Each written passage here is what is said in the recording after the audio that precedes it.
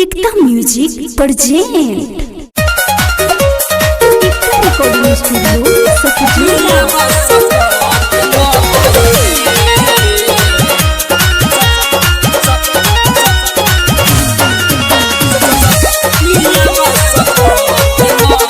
Music by Aman Rock. यार वाले खसखी मरमराद नाई के से जिया रहे सुन कुछ करत नाई के।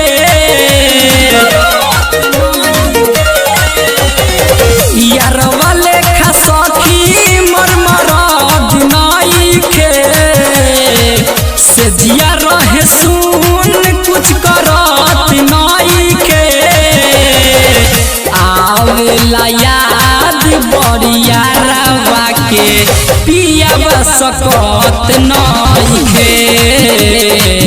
आवेला याद बड़िया रवा के भातरा सकत नइखे।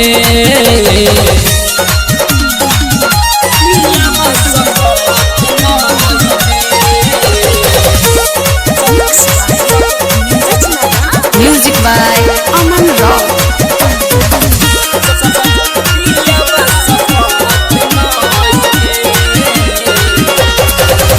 मुर्चा धरेला नहीं करे सरबीसी हो जता गाड़ी मोर रोजे गिरीसी।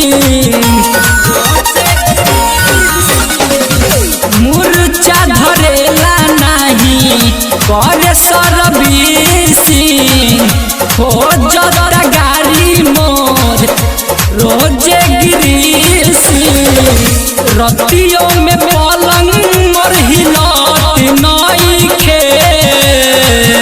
दिलवा के दर्द बुझत नइखे।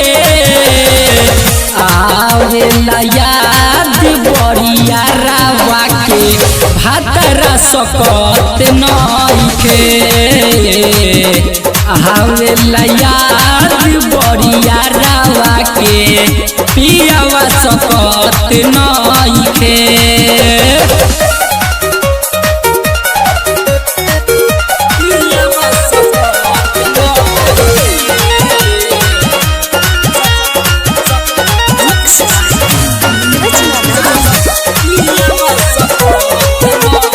Music by Aman rock.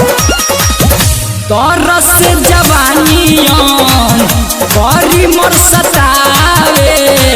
Sanjeet सरगम छोटू लेखाना चलावे।